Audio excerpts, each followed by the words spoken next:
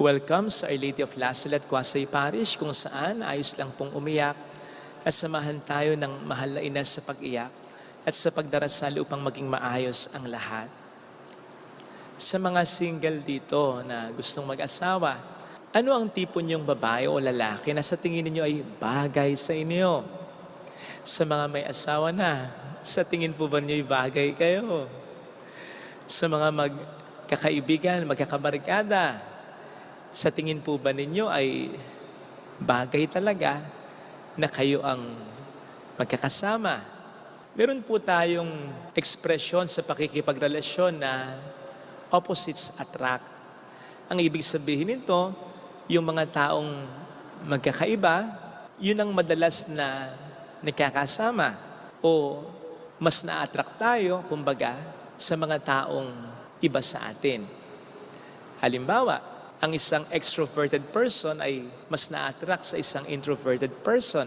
O ang isang taong logical ay na-attract sa isang taong creative naman.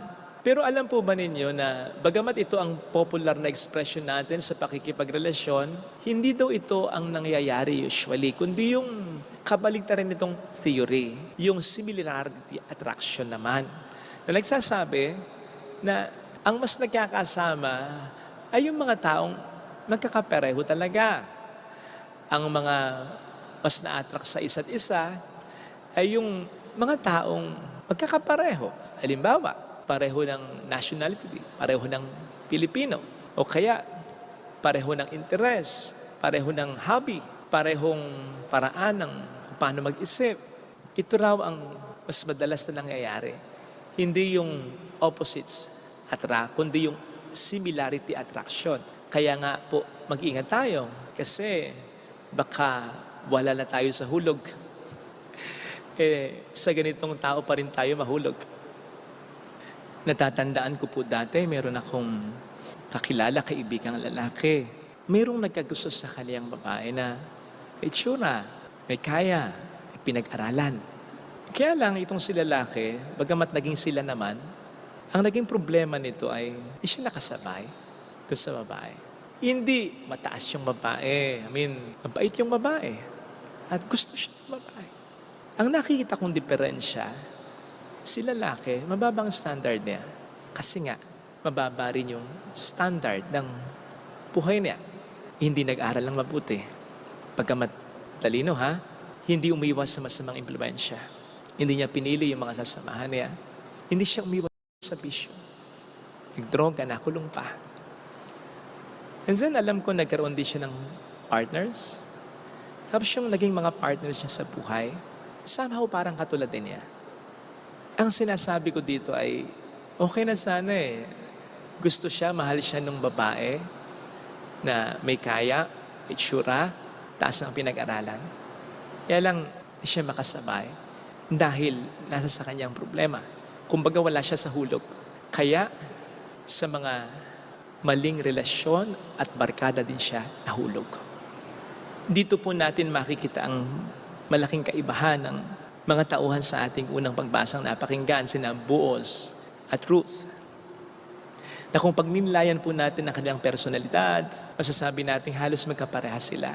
Kaya madali nilang nagustuhan ang isa't isa. Limbawa, pareho silang may takot sa Diyos. Si Boaz, binabati niya ang mga trabahador niya ng sumainyo ang Panginoon. Si Ruth, ginusto niyang sumamba sa totoong Diyos ng Israel kahit na siya'y dayuhan pa noon. Pareho din silang mabait sa iba, lalo na sa mga nasa ibaba nila. Si Boaz ay mabait sa mga nagtatrabaho sa kanya, sa mga mahihirap, sa mga nangangailangan, sa mga aba. Samantalang si Ruth ay mabait sa biyanan niya sa kanyang naging dating asawa, na kung tutuusin ay pwede naman niyang iwan na. Sapagkat yung biyanan niya ang nagsasabing umalis na siya, lumayo na siya, pero hindi niya iniwan ang kanyang biyanan na noon ay masasabi nating pabigat na dahil matanda na, byuda pa. Pero sinamahan niya. Mabait, di ba?